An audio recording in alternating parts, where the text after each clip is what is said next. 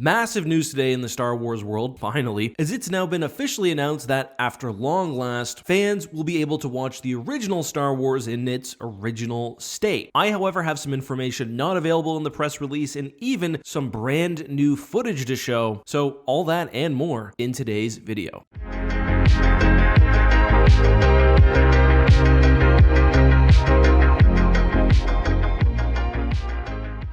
Today's video is brought to you by my friends over at ExpressVPN. Listen, if you're on the internet, you've got your ISP, hackers, data brokers, lots of people seeing what you do, and it's even worse if you're using a public or unfamiliar Wi-Fi. ExpressVPN uses best-in-class encryption to hide your traffic from, well, all of them. But you all know there are other very interesting uses for VPNs. One is to spoof your location. Now, everyone talks Netflix, but I'm located on the east coast of Canada, which means when I go to watch hockey, I'm technically in the Senators region, so I can't watch those games on my Sportsnet Plus streaming service. I can actually connect to another location in Canada, and then boom, I can watch the Sens again. I mean, I probably won't, but I could. So you should be using a VPN, and ExpressVPN's a great choice. 24/7 customer support. They invest only in premium servers. They do not store logs of any customer. And right now, you can get an extra 4 months by scanning the QR code on screen, clicking the link in the description box below, or going to expressvpn.com/ek. All right, so on with the news. And here is all of what's been announced officially so far. It all started with a post on StarWars.com titled "Star Wars Returns to Theaters for 50th Anniversary Update." It states that on February 19th, 2027, the original Star Wars will be getting a re-release in theaters everywhere. Now, hopefully everywhere really means everywhere, not everywhere in the United States, because I know a lot of people worldwide have missed out on Star Wars events. It goes on to say that part of Lucasfilm's year-long 50th anniversary celebration, a newly restored version of the classic Star Wars 1977 theatrical release will play in theaters for a limited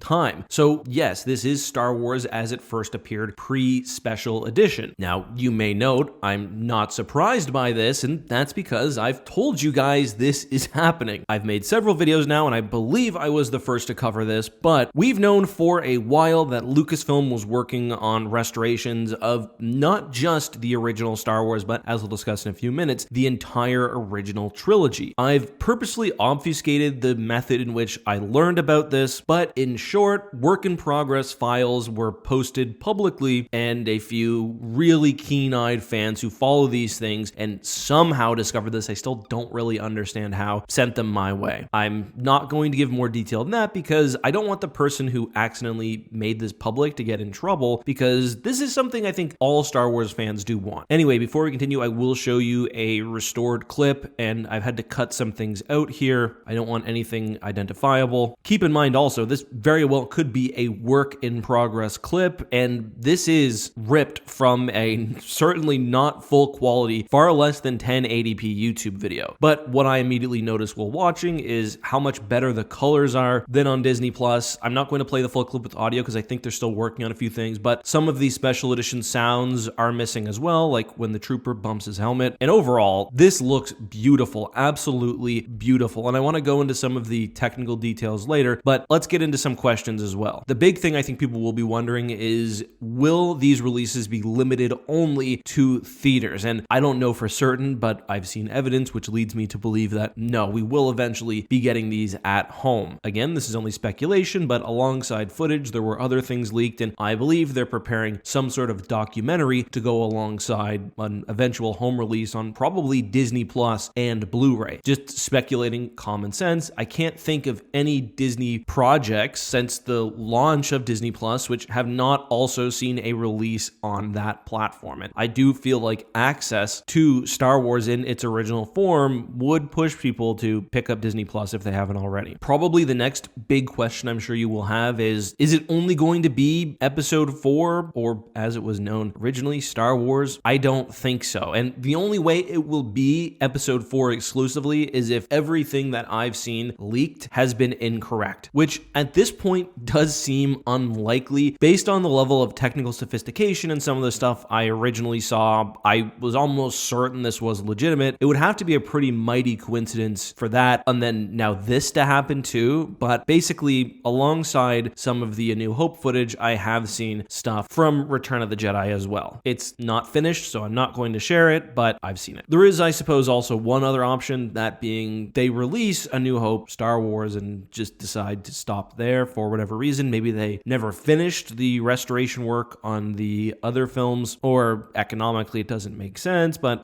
if I were a betting man, I think we'll see all 3 of them. The cadence of that, I don't know. I don't think they would do 2030, then 2033 to keep the 50th anniversary things going, but who knows really? It seems clear to me that Disney is desperate to get their box office numbers up. This is evidence of that, the theatrical portion at least. We also know they're re-releasing, I think this was also announced today, Endgame. I think this will do big numbers as well. People underestimate, I think, the cultural impact of Star Wars, especially that original film. But what is this movie going to look like? Are we getting 3D a la the Phantom Menace re-release? No, and we're also not getting the special editions, nor, to be clear, the original theatrical version as everyone saw it in 1977. First of all, Star Wars was filmed on film, obviously, so there was some degradation to the original film. It's being restored, and what I'd say is where the special editions made changes, what George would probably call improvements, the new release will polish things. So where there were mistakes or even special effects which didn't age well, those will still be in this version, as will be things George Lucas didn't like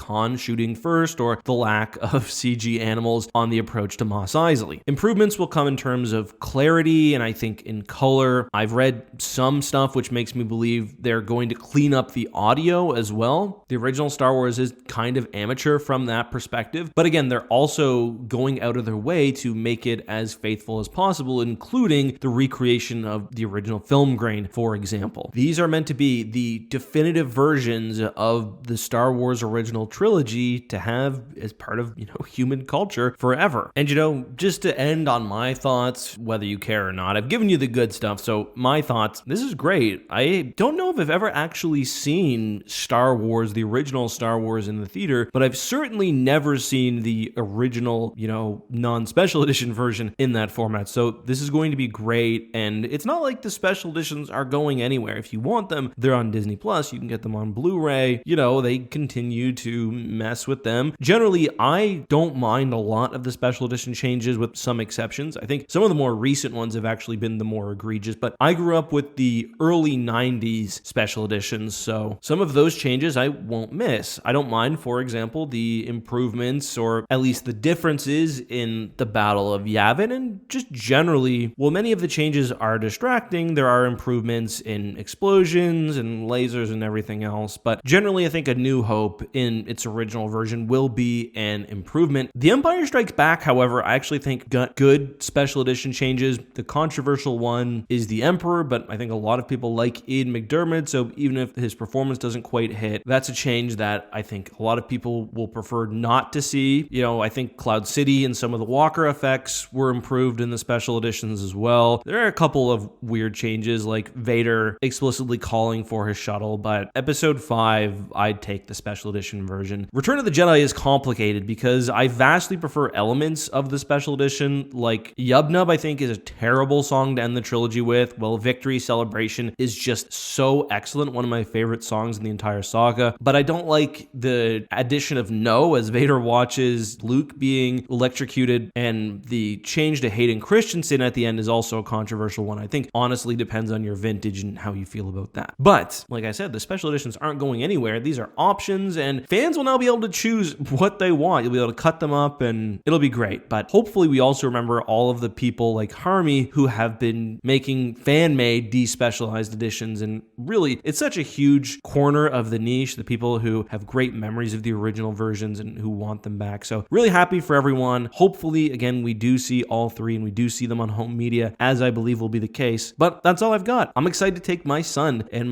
actually by that point, my 2 sons will be old enough and my daughter to go see the movies. We'll talk about it then. Bye-bye.